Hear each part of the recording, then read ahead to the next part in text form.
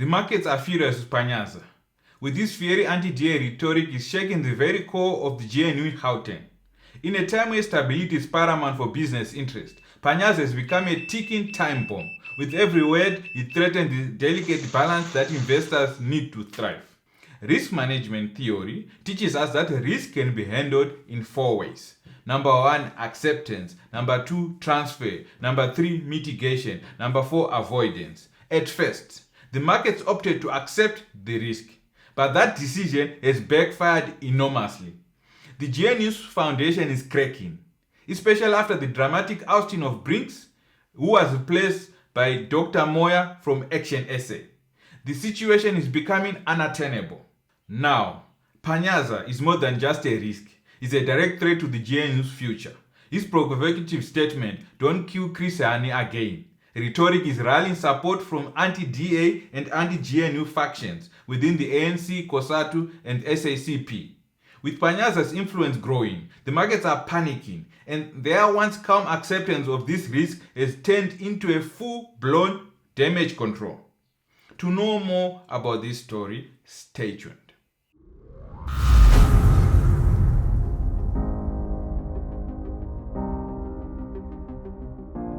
Welcome back to the Fraud News channel. I'm your host, Boss Robert. Thank you very much to all those who are supporting this channel by subscribing, liking the videos, and taking time to comment on the videos. I really appreciate your efforts. If you are new to the channel or you are a returning viewer that has not yet subscribed to the channel, please show your brother some love and help me get to 1,000 subscribers.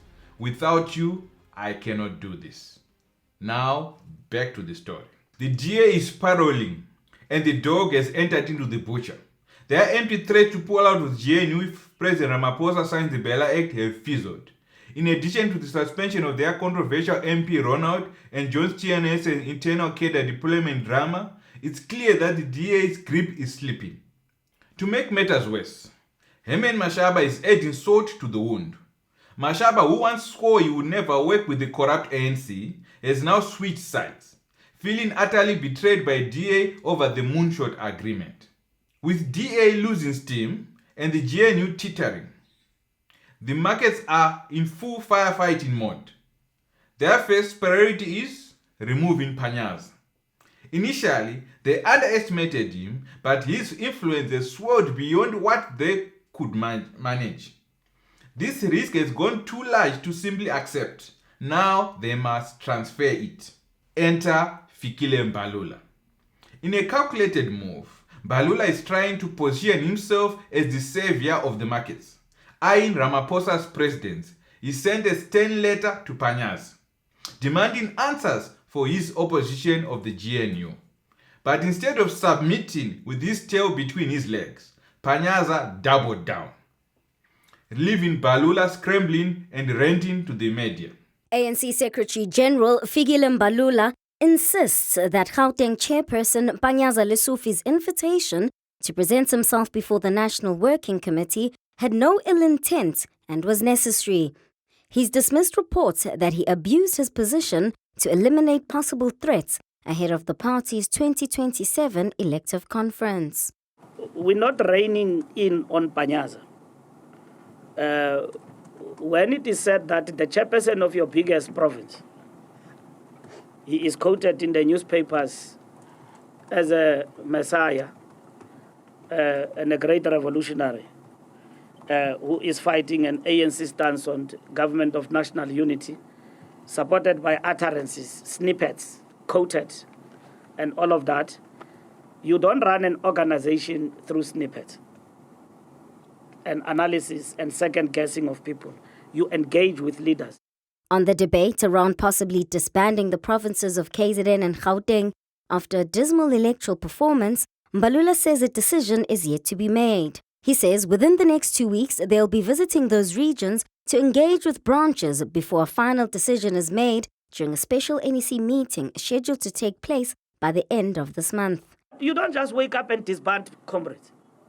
You have won, you have lost the elections. You now want to apportion blame to others. We need to show comrades the pitfalls, the difficulties, And we must address those difficulties together.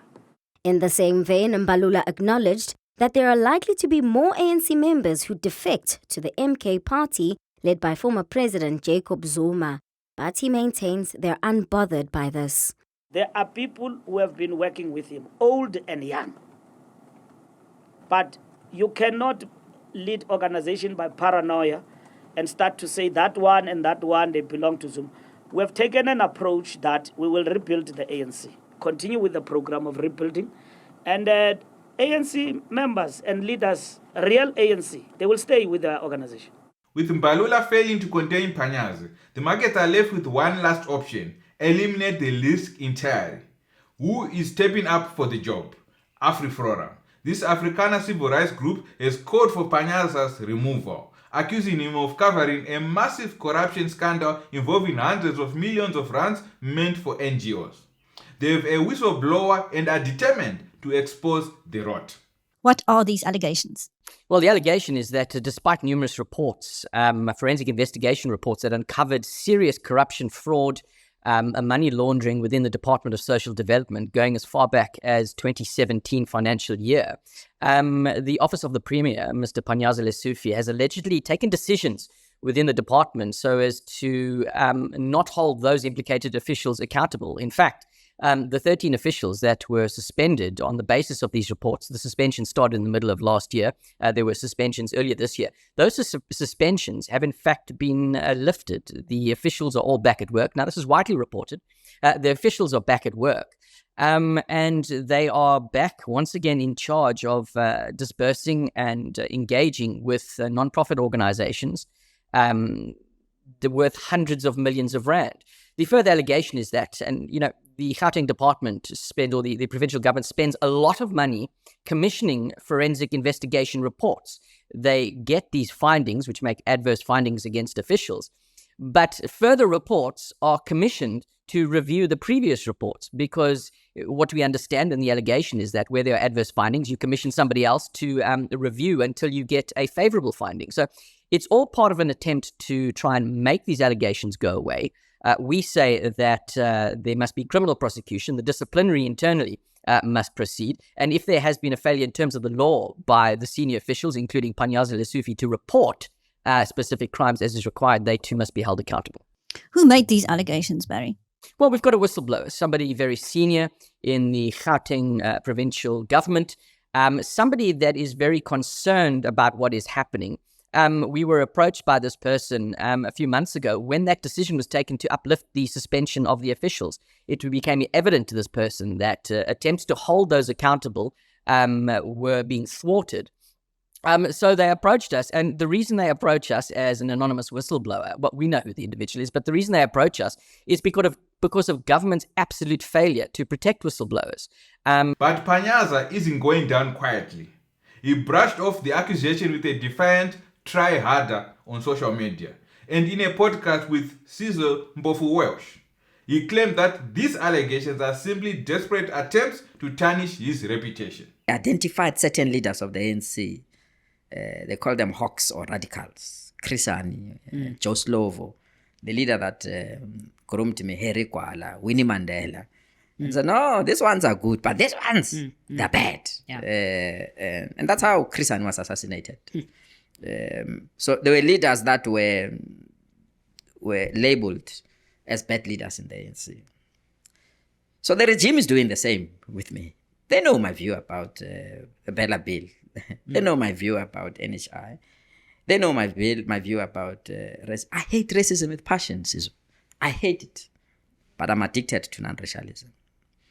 You can't claim, because racists are mindless, useless, poor thinkers, selfish and greedy. They feel everything belongs to them and them alone. Any other person must join on their terms. So you must be this black person that listens to them, dance to their tune. And I'm not that person. I'm not going to do that. I'll never dance to a tune of a white person, who's racist in particular. I'll never dance to a tune of somebody who feels that they're superior. I'll never dance to a tune on somebody that feels that they've got the birthright to control our lives and other things. They might have oppressed our grandparents and succeeded. They might have oppressed our parents and succeeded. We tested them and defeated them.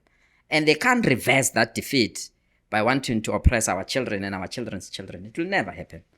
And we'll be the last bloc to defend that. Whether they label us the way they want to label us is up to them. But racism is something that cannot be embraced, cannot be negotiated with, and cannot be tolerated. It must be crushed, and crushed mercilessly. We must not tolerate somebody who wants to hide behind the broomstick and say, no, this is my cultural right. I mean, how many cultures do you have? People from Venda, they have their culture. Who disrupted their culture? If they want to practice their culture during their national days, they do that freely in a free South Africa. Why a certain race believe that they must be alone, and they must be them alone, do things alone, take their children to a school alone? Any other culture must not come to. If you want to come closer to them, you must make an application in your own country, creating no-go areas in our country. It can be.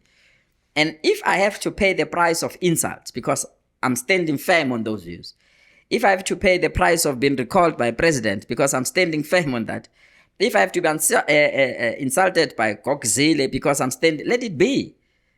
What I know, it's quite clear that some of the media houses are hired guns, that some of the media houses lack the creativity and the analysis and the independence that they're supposed to uphold. And I was not surprised. You must check News 24 or Naspers, the first quarter of the declaration of political funding, who they funded first.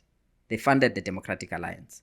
So whatever the Democratic Alliance, we know News 24 will be the publication that must amplify their message. And you will check when News 24 was attacking former Deputy President Mashatile, which political party did it go to the Union Building to demand the resignation of? It's the DA. So I'm not worried about hired journalists to attack me or analysts. I mean, you check the last Sunday newspaper, 3 columns in the Sunday Times, one message, this Panyaza Lesotho. And there's no decision that I've taken alone. The decision to establish a government of provincial unity, it was the national office bearers of the ANC who took over the negotiations. They deadlocked with Helen Zille. I was in that meeting. He knows that they deadlocked with our national leadership. And the national leadership gave us the go-ahead to establish government after we've postponed the announcement twice. So why will they openly lie and say that we're establishing the government of provincial unity in Gauteng to spite at national leadership or to demonstrate that we are rogues? We are not. And it was the same for Tshwane. It was the same for Tshwane So as well. you got the national go-ahead for that. Yes. So they're barking at the wrong tree, crying at the wrong funeral, trying to establish whether they can link me to things that they've done worse. I can tell you, shocking things where they're trying to recruit people to say things about me because they feel that there's nothing tangible that they can get to paint. You know, a leader that is not accused of being corrupt in South Africa is not a leader. So they must find a way of dealing with these particular issues. And purely because of the standpoint that they've taken. And Sizwe, we remain strong. The DA is not a branch of the ANC. Helen Zille is not a member of the ANC. And the African National Congress must be given space and time to resolve its internal issues. It can't be pressurized by outsiders, where even a senior editor of a publication have the nerve to instruct our president to say, remove this one. It's not the good black one, this one. Others leave them. They're good black. They're cooperating. Only this one. The apartheid regime undermined my father. The apartheid regime took over my brother. The apartheid regime refused me to choose a career that I loved. The apartheid regime denied my family an opportunity to be a better family because they took somebody who was about to be a breadwinner out of that family. We've gone through pain. But what did we say? We want to live together with you. We didn't say you have oppressed us. We didn't say you have thrown us in homelands. We didn't say you have denied us good education. It's our turn to oppress you. We said regardless of the pain that we've taken through, we are prepared to stay with you. Those that we say we are prepared to stay with you are showing us the middle finger. Say, according to their culture, they don't want to stay with us, regardless of the pain that they've had. They've killed our brothers in June 16 in Soweto on the basis of language. Today, they want to behave as if they don't know why June 16 was there. It was a language thing that denied us a quality education. But they want to behave the way they want to behave. And they will not find it. They might have oppressed those that have oppressed, but will never oppress our children and our children's children again. And the Bella Bill, it's a stamp that cannot be erased. They can want 3 months to negotiate on it. It must be implemented the way it is, and no No one must tamper with that particular. It was passed unanimously by Parliament, and it must be respected if they want to respect the law. They can't say we must respect private property clause of our constitution, but they don't want to respect the right of Parliament to pass a law and that law to be implemented. And they are now mobilizing literally everyone to denounce us, thinking that by demonizing us, the Bella Bill will not be executed. We are watching them, and they must know we are children of Oliver Tambo, children of Winnie Mandela, and children of Eric Wala. We are not easily intimidated, and there's no enemy that thinks that they can do as they wish. We fought for this country, we'll defend this country, and no one will force apartheid or racist legislation through our throats. They can use culture as a smokescreen. Reality is that they are racist, they are greedy, and they are not even prepared to live with fellow South Africans, but they want the tax of fellow South Africans to only be concentrated to their children. It will never happen. Those schools belongs to all of us. Those schools belongs to all our children, and our children have the right to enter those schools and go and play football or play whatever they want to play in those particular schools. There is no. Meanwhile, the ANC is facing deeper internal turmoil as tensions around the GNU continue to escalate. Will the GNU hold? What will happen to Panyaza? Was Mbalula out of line? Does DA have a comeback plan? Please let me know in the comments section. If you have enjoyed the video, please consider subscribing to the channel and help me reach my 1000 subscriber goal. Thank you for watching. See you on the next video. God bless you.